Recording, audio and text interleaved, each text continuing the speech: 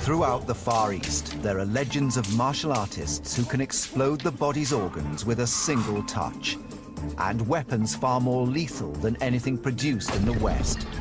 But truth is nearly as astounding as fiction. Underwater assassination techniques still used by today's special forces. Weapons that deliver fatal strikes in the blink of an eye.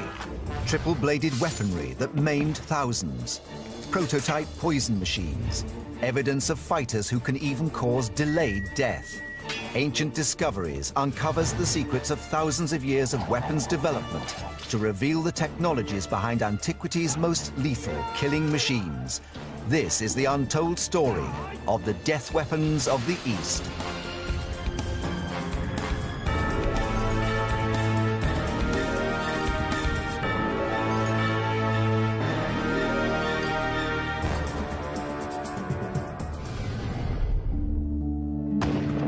The 12-gauge pump-action shotgun is notorious as one of the world's most lethal weapons.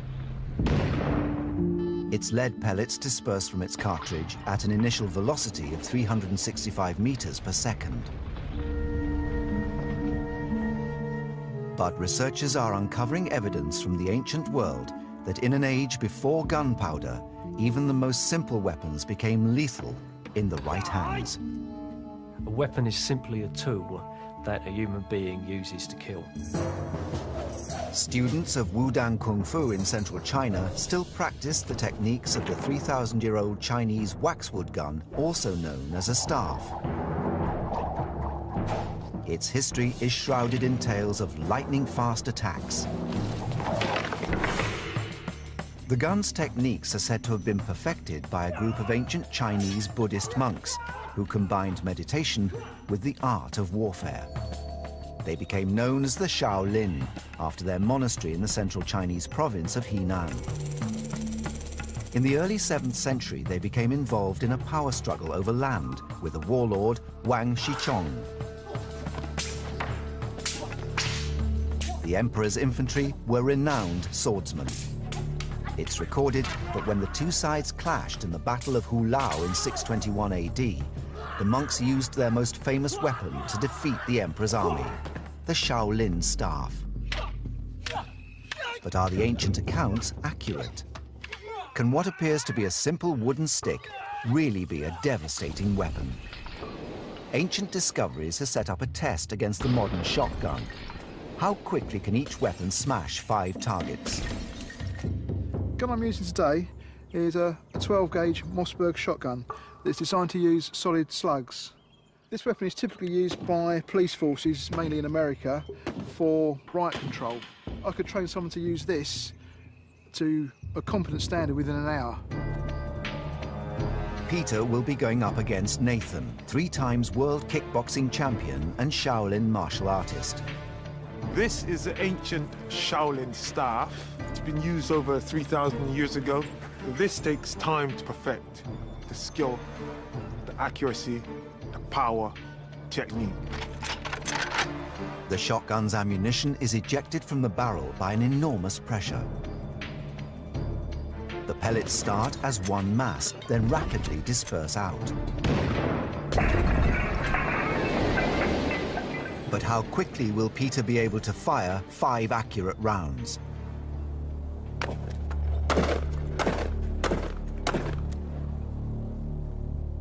In 4.07 seconds, Peter took out all 5 pots, 0.8 of a second per pot.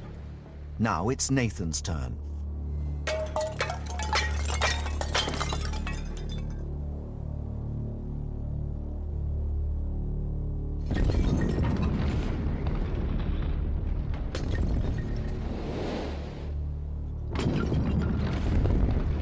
The staff destroys all 5 pots in 2.57 seconds, 55/100ths of a second per pot, and 1.5 seconds faster than the shotgun.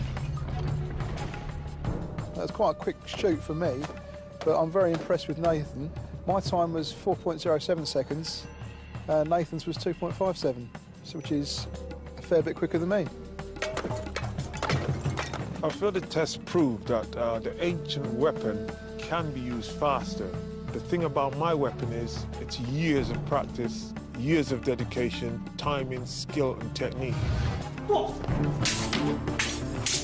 So once you master that and your mind works as one with your body, you yourself become a lethal weapon. The gun was designed for lightness and speed. In combat, it was used against swords and spears by blocking and sweeping the enemy. It became known as the father of all weapons, as other weapons were developed from it. But if weapons like the staff and sword were lost on the battlefield, there was another that could be used as backup. It was said to strike as fast as a meteor. It allegedly had the power to split open a head or break the bones of the enemy. According to a text called Records of the Three Kingdoms, it was deployed by soldiers of the Cao Wei Empire. In the 3rd century AD, this empire was competing for control of China. The meteor hammer gets its name from the great power in which it strikes its target. Compared to other Shaolin weapons, it has a longer reach and strikes with much more speed and ferocity. The meteor hammer is a bronze or steel ball attached to a 3-meter rope. In a surprise attack, it gave its owner the tactical advantage of being able to strike from a longer range than close combat weapons. The main techniques of the meteor hammer is to either swing the meteor hammer directly at an opponent or to hook it over a knee, elbow or a foot and let it go after the meteor hammer's picked up momentum. In 228 AD, it's recorded that a Cao Wei warrior severely injured an enemy officer on the battlefield with a meteor hammer assault. By swinging the meteor hammer and letting go at just the right moment, it enables me to build enough power to strike the opponent with enough force to either knock him out or possibly kill. Yet the true speed, power and performance of a meteor hammer strike remains a mystery. Using the latest tools of fight science, researchers are beginning to unravel the truth behind this legendary weapon. With martial arts weapons, which are obviously thousands of years old, it's a bit of a mystery as to how they were developed in the first place. With modern technology, obviously we can do a bit of a detective story and we can now investigate just how much destruction they could actually cause. Dr. Ewan Griffiths uses the latest high-speed photography to analyze sporting performance. Can he, using these tools of modern science, discover how the meteor hammer was optimized and the speed at which it strikes? With this technology, we can look at velocities, accelerations and forces that we were never able to do before. With martial arts, we can estimate the amount of force being developed in punches and kicks, for example. As a comparison to the meteor hammer, Ewan will analyze a punch. We're going to use a Shaolin twisting punch where we're going to try and relax all the muscles in the body to get as much power through the body as possible.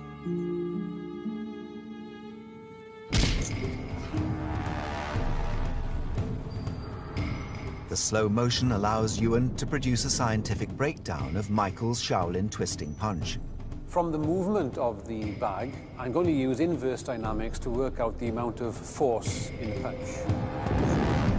Inverse dynamics is a mathematical system that tells us which muscle is active and how much force that muscle is exerting.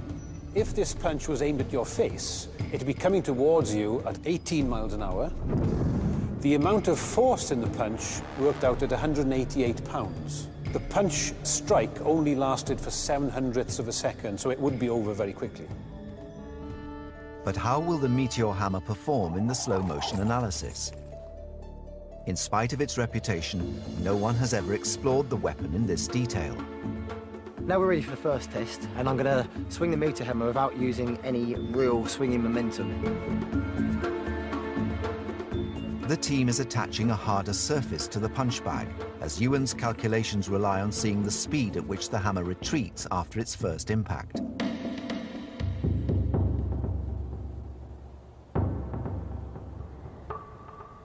Seen in slow motion, a throw can be initiated quickly and efficiently by a skilled fighter. The velocity was 21 miles per hour, and the amount of force was 93 pounds against the wooden target. That lasted for 1.4 hundredths of a second. So bearing in mind that this was a fairly low velocity of release, it's about half what we measured in the punch. The team's final test will attempt to increase the meteor hammer's force. Can Michael achieve even more power by increasing the number of revolutions? When the meteor hammer is being spun round, the tension in the rope is actually called the centrifugal force. And this is the force which is responsible for keeping the object moving in a circular path.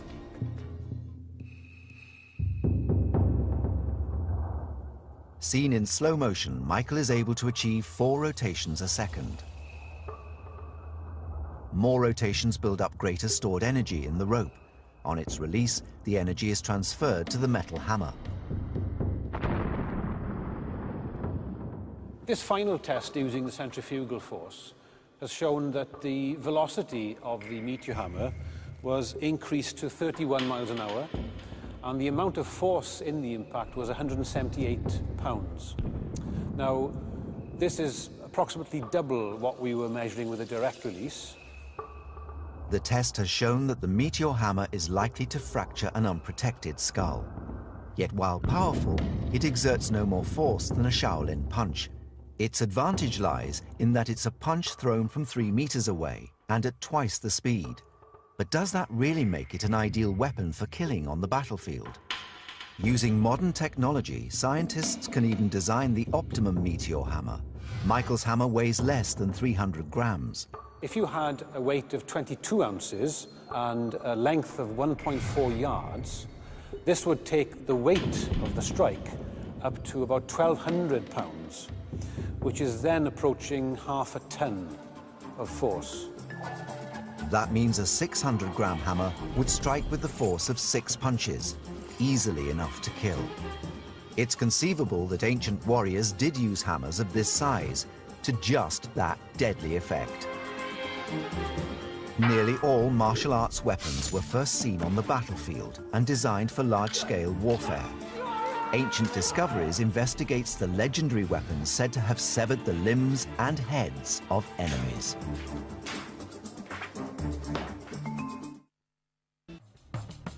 From ancient Greece, Rome and Egypt to the Middle East and Asia, all ancient civilizations developed the technology to kill. Yet as the battle turned into personal conflict, commanders needed men who could cut down the enemy in a fight to the death. In early China, when they appointed people to lead their troops, they were very often looking for heroes. Men who could lead personally into battle, wielding weapons and cut down the enemy, setting an example to their men. The same weapons wielded by Kung Fu masters were also deployed by ancient military commanders. Weapons that were designed for severing the limbs and heads of enemies. This weapon is known as the Dadao, the big knife.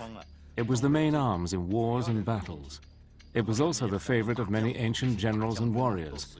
It can be used by both cavalry and soldiers on foot. Between the 10th and 13th centuries, the ruling Chinese dynasty, the Song, was at war with the Jin dynasty. The Song infantry needed a weapon to combat enemy ground troops and attacking cavalry, and that meant something with reach and power. When being swung fast, it could severely wound your enemies. It was recorded that in the Song dynasty, a general chopped off 3 heads in one go: the head of his opponent, the head of his opponent's horse, and head of the opponent's weapon. This was branded as the 3 heads at one cleave, which is a very famous story. The key to its success was its sharp and extremely heavy metal head, which could weigh up to 40 kilos. On a Chinese battlefield, you would probably have the smell of ruptured intestines. You'd be slipping on the blood that was spilled on the ground. It'll be a complete mess.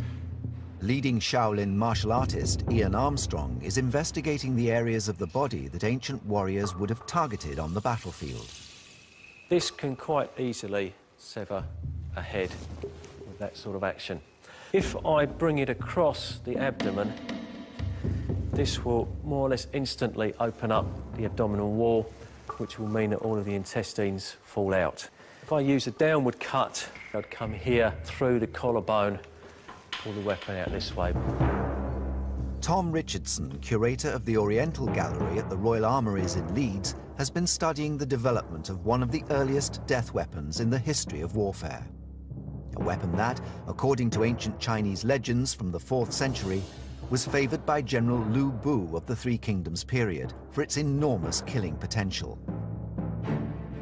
This is a Chinese halberd, ji, which can be wielded in two hands, either for thrusting or for cutting with. Long weapons like these are a mainstay of Chinese infantry from a very early period. The ji was a long and powerful weapon that combined a heavy steel or bronze spear tip with the curved metal blade of the axe.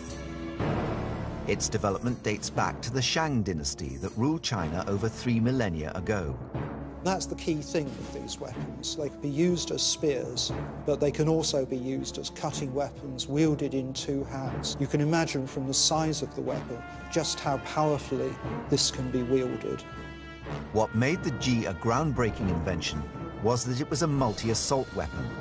The spear end allowed the user to stab, and the blade of the axe could be used to slash and hook, making it a triple attack weapon. The best areas to target with the halberd would have been areas where there were blood vessels that were quite close to the skin, say arteries that would rapidly bleed and cause death of the combatant through loss of blood. It was not only the battlefield where weapons were used to kill. It was common in rural China for bandits to strike with no warning, sacking temples and robbing villages. To combat such attacks, there are legends of a deadly weapon that could not only defend against spears, staffs and swords, but was also effective against multiple attackers. Deer antler sabers were known throughout China. These specialized bladed weapons date to around the 18th century and consist of two crossed steel crescents. This crossing produces 4 curved claw-like points, one of which is extended as the main blade. They're believed to have last been used in anger by a legendary kung fu master, Dong Hai Chuan, who studied ancient martial techniques in the mountains of China. In the 19th century, he's said to have defeated many armed bandits while moving like a hurricane. Chinese martial artists Zhang Yi, Yan Hong and Zhang Zhen are researching the ancient techniques of this mystery weapon. What I have here is a pair of Yan Yang Yu, an ancient weapon. I've been practicing and using them for 6 years. As a weapon, it's very mean and very special. Its techniques include scratching, flapping, and checking. The deer antler sabers allow Yan to defend himself against the staff and straight sword because his hooking and trapping techniques break their energy. These are not toys, but genuine weapons, which cause casualties. When being used like this, they could stab at your enemy's throat. As they are designed as direct appendages of the hand, they can trap weapons while also cutting and slashing, making them the ultimate short weapon. Since they're small, they can be concealed and used as a stealth weapon for assassinations. And as we'll see, stealth was an important element in some of China's most effective weapons.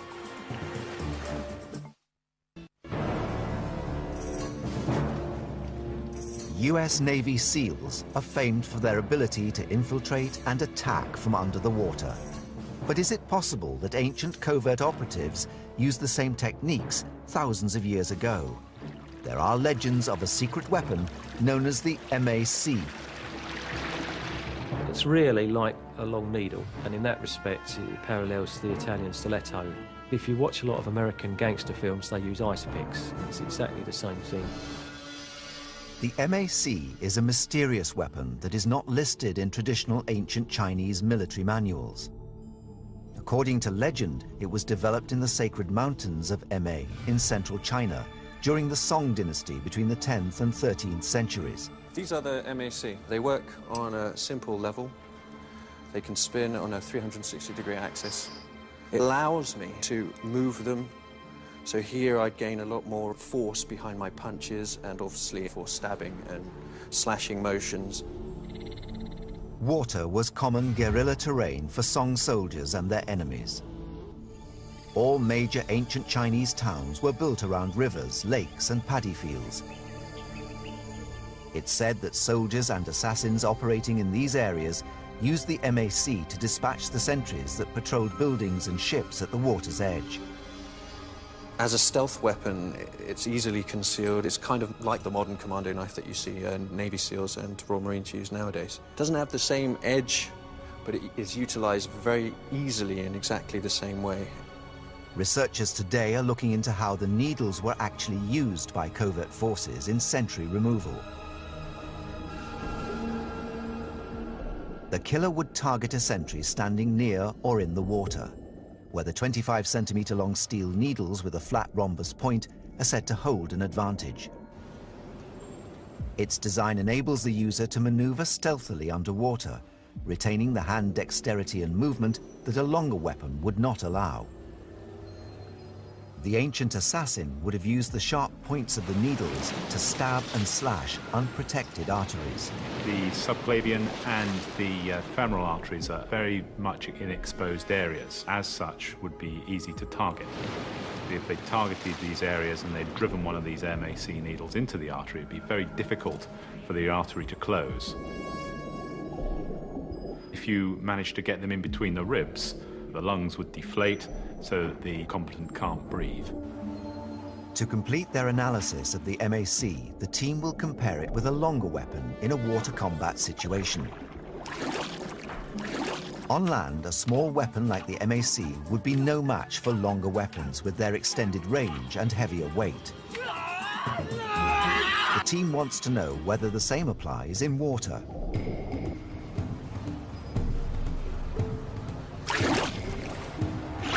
They are discovering that a long weapon that requires two hands is virtually impossible to use effectively against an enemy in the water.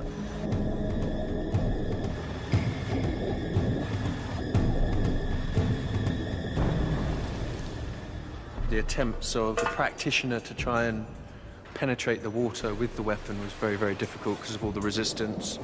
This thing almost hydroplaned across the top of the water and lost all its power. The results are that the MAC is indeed a very effective underwater weapon. Very much the ultimate stealth weapon in that time. Like the MAC, the 9-section chain whip could have easily been concealed.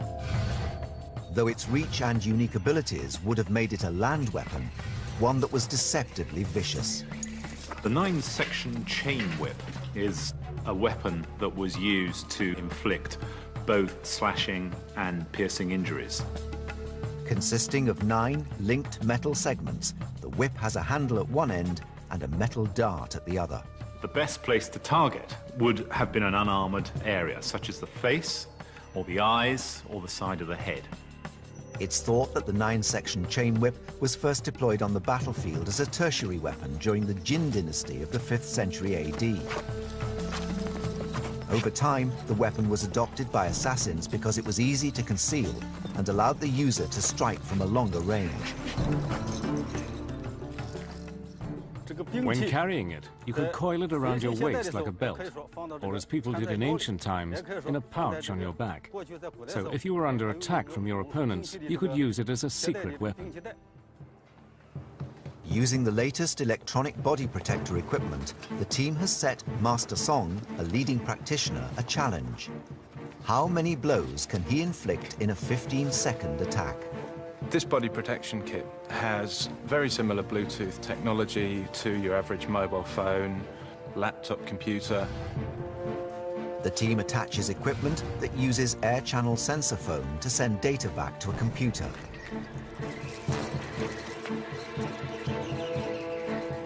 It will record Master Song's attack speed during a 15-second period.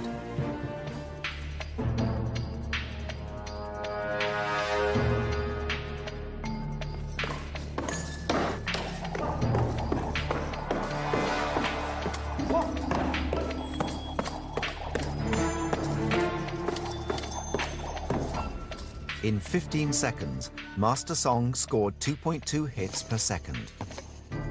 33 hits in 15 seconds. Can you imagine what kind of effect 33 hits on someone's body, like you've just seen, would make?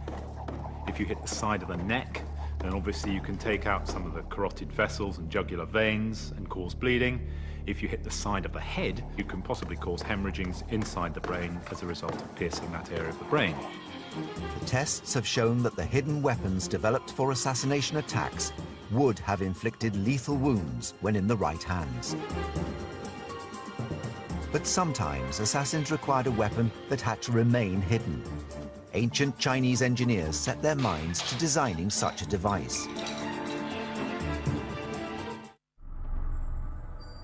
This was 2,000 years before the invention of the high-velocity sniper rifle that can hit a target from over 1,000 meters, a different kind of unseen weapon.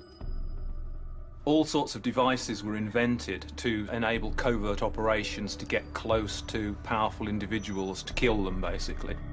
According to an ancient Chinese legend, there was a weapon that allowed the assassin to shoot his target in the face with a poisonous dart.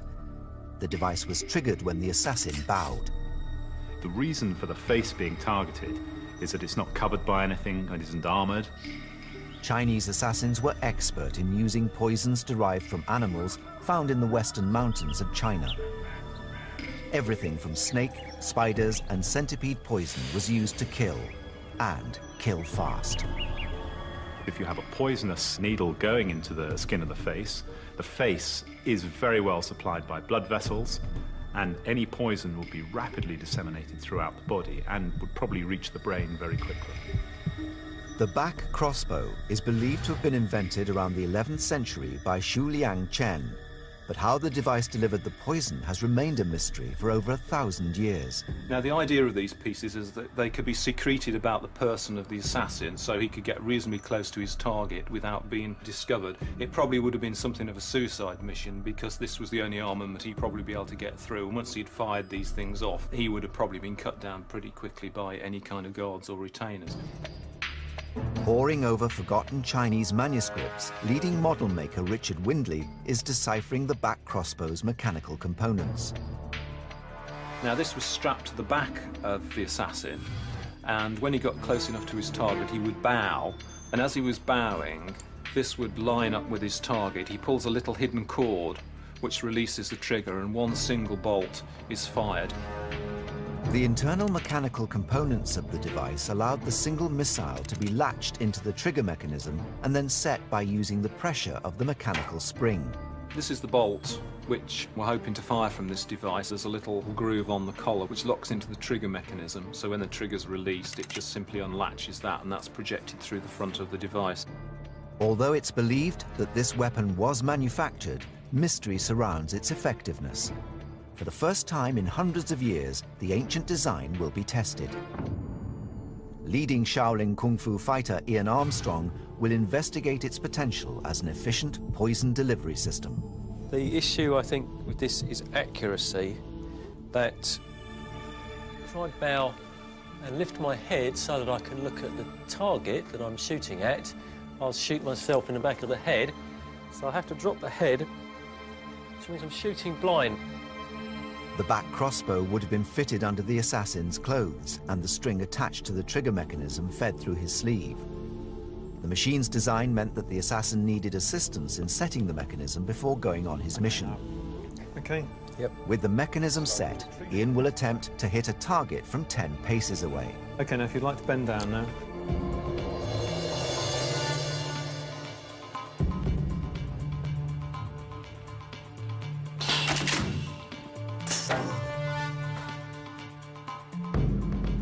I would say that's more effective than I thought it would be, and I think that with practice you could get a reasonable degree of accuracy. The missile penetrated the target to a depth of around 5 centimeters, deep enough to deliver poison into the unprotected skin. It hit fairly centrally, a little bit low. It would be enough to hit a human body, but not accurate enough to, for instance, go straight into an eye or straight into the throat. Were it carrying poison, then all it's got to do really is get underneath the surface of the skin, poison into the bloodstream, and it could be quite lethal. The test has revealed that while the mechanism would have been powerful enough to deliver a surprise poison attack, its lack of accuracy would have made it an unreliable assassination tool unless used by an experienced operative. The history of assassination in China is as old as the country itself. In 221 BC, after 500 years of relentless and ferocious warfare, the country was unified under the Emperor Qin.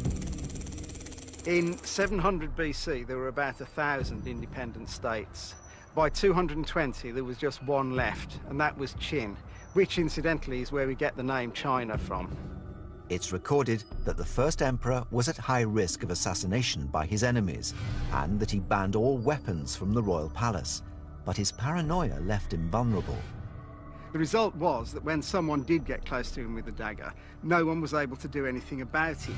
And the Qin emperor was forced to defend himself with the sword. Unfortunately, he was no swordsman himself, and it took 7 blows to finish the man off. The attempted killing of Emperor Qin with a poisoned dagger is one of the earliest recorded assassination attempts in history, and set the stage for centuries of subterfuge and covert operations.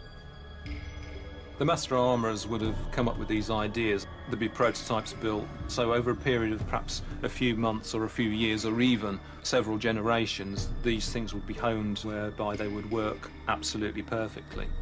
Richard has found evidence that a variation of the back crossbow was manufactured in the 11th century. Instead of firing 1 missile, it fired 5 and was secreted in the assassin's sleeve. It was known as the plum arrow launcher. Because there's 5 shots, the front of the device looks a bit like a stylised plum flower. That's where the name originated.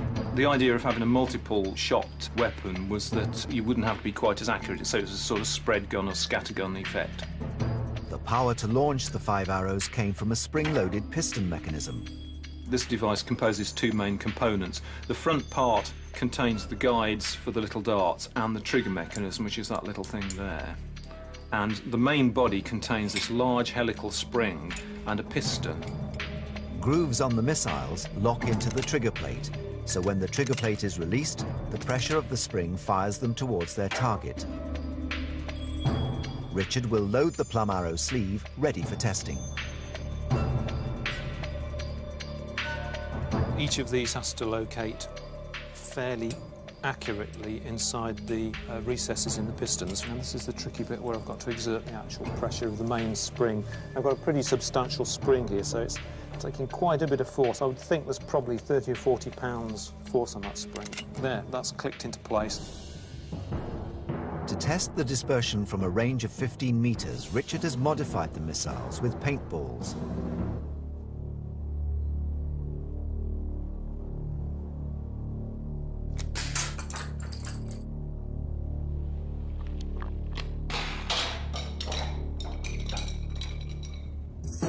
The assassin needed to ensure that at least 1 poisonous missile penetrated the skin of the target. I was quite impressed. I think it gave a better result than I was expecting. The accuracy of the device was quite good. If the head was your target, you'd be looking to get at least 1 on target. The tests have revealed that the plum arrow sleeve launcher was an improvement on the back crossbow. Its multiple missile launch system enhanced the assassin's chance of delivering poison to the target. These were just 2 of the lethal weapons that soldiers and martial artists of the East may have had at their disposal. But ironically, one of the most dangerous weapons of all is one that we all have: the human body. Legends tell of a mysterious move that allegedly took hours or days to kill someone. Is it possible that the mythical death touch was all too real?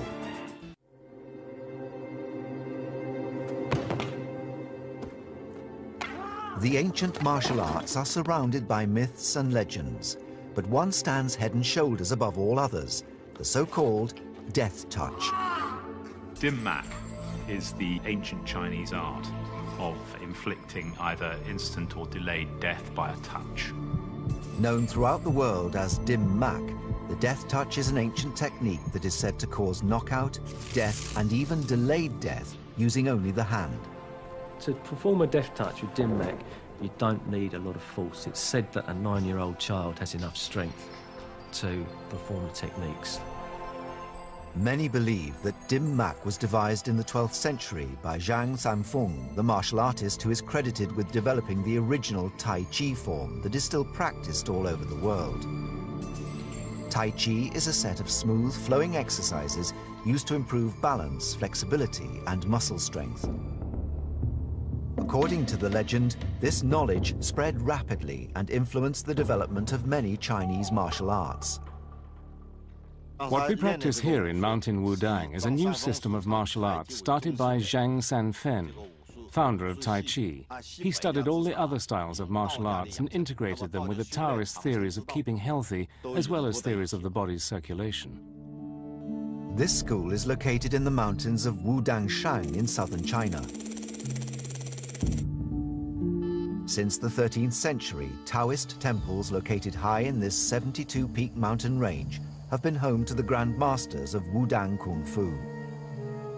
Zhang Sanfeng's invention was based on the work of his predecessors. He created a brand new series of martial arts techniques by integrating motion and silence with internal and external exercises. The ancient temples of Wudang combined meditation with the art of warfare and developed a technique of using internal power to support external movement. Part of the Wudang philosophy is that within the human body there are networks of pathways called meridians. These carry qi, or energy, throughout the body, which can be controlled for use in combat. The idea that there is qi inside the body is quite a real one. Anything that drives the body, provides a life force, is qi. The points of a dim mak assault on the body correspond to the qi points, or what we know as acupuncture points. Dim mak is the art of more or less attacking the qi. It's quite a scientific process, and it's based on the theory of Chinese medicine. Sports scientist and martial arts expert Dr. Michael Kelly has spent years studying the medical effects of dim mak on the human body. The original founder who linked martial arts and the acupuncture points was said during folklore to have experimented on prisoners and bribed jailers to experiment and see which areas were more vulnerable. Scientists believe that the effects of dim mak are linked to changes in the body's autonomic nervous system. This system unconsciously controls the blood pressure, heart rate, and breathing. If for some reason you compress the carotid artery, the autonomic nervous system thinks that the blood pressure is increasing. It doesn't want the blood pressure to increase beyond a dangerous level. So what happens is a reflex slowing of the heart. As part of his research into the death touch, Dr. Kelly has learnt the ancient techniques. He's able to perform a low-level attack that targets the dim mak points. Coming in, I'm using the branch of the ulnar nerve to squeeze down and bring him towards me. I'm using my palm to strike as he's fighting up. A full-blown dim mak assault effectively decreases the blood flow to the internal organs, leading to dysfunction and then failure. A little bit dizzy, you feel the tingling going through the extremities from the shot, a little dazed. And he's being easy on me, so definitely really put a lot more force in it, there'd be some problems. It's dim mak's legendary ability to inflict a delayed death that has caused the most skepticism. But could the death touch be a reality? If we have attacked a particular meridian, it could be up to 22 hours before the qi actually concentrates in that meridian and the maximum effect is felt. An ancient text attributed to Shu Qi Zai in the 6th century records that delayed death can occur if a vital point in the chest is targeted. One of the old assassination techniques used would be to inflict an injury on the spleen, such as that wouldn't be detected for a number of days. If the spleen is attacked, it will start to bleed internally. After a few days, as the blood continues to seep away, the membrane will expand until it bursts. When it bursts, blood will be released rapidly into the abdominal cavity and death occurs. As part of his research into dim mak, Dr. Kelly also uses modern scientific equipment to analyze its effect on the human body. We're going to bring in a Brazilian martial arts expert. Brazilian martial artists are known for their ability to induce a very efficient chokehold, particularly on the carotid sinus or the stomach 9 point, which is considered the dim mak point. Using an electrocardiogram machine, Dr. Kelly will investigate the effects of dim mak on the electrical activity of the heart. I'll start monitoring now. Viewers are warned not to try this at home. Okay, Fernando, you want to get ready? Yes. Fernando Sarmento is a highly trained martial artist who knows how to exert pressure without causing permanent damage. Okay. Okay.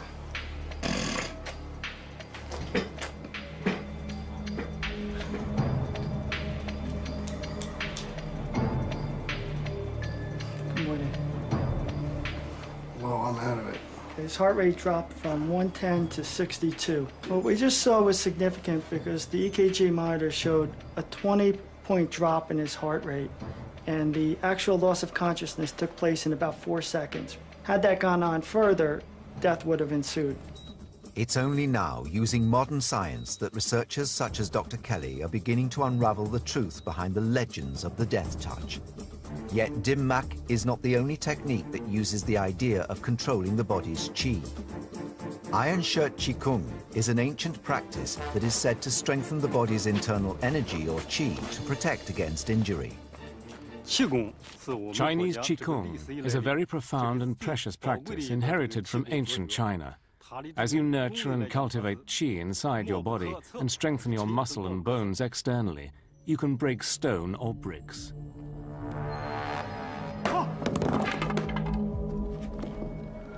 The practice of Qigong goes back thousands of years, but its use in preventing pain remains controversial outside the martial arts world.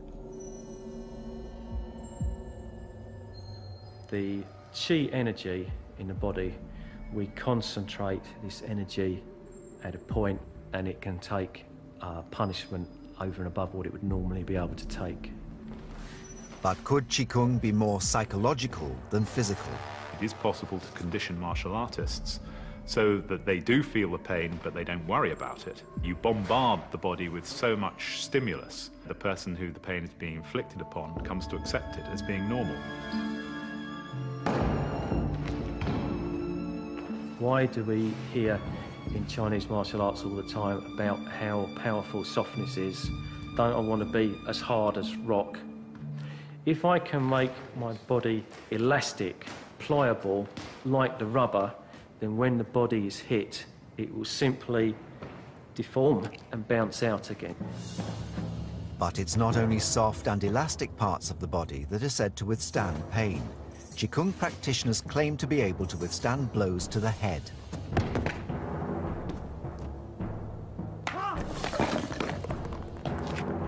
An instantaneous force of over 7 kilos is believed to be enough to cause a simple fracture of the skull. What I'm going to do now is one of the most difficult of the Iron Shirt Qigong demonstrations. I'm going to put my head in a pile of blocks. The blocks are going to be struck with the hammer so that the whole pile breaks, but hopefully not my head. Whatever you do, under absolutely no circumstances, try this yourself. I've been practicing this art for 28 years and I've had the very best instructors. Using a 5-kilogram sledgehammer, Ian's team will attempt to smash through 40 centimeters of breeze block without harming him. 3, 2, 1, go.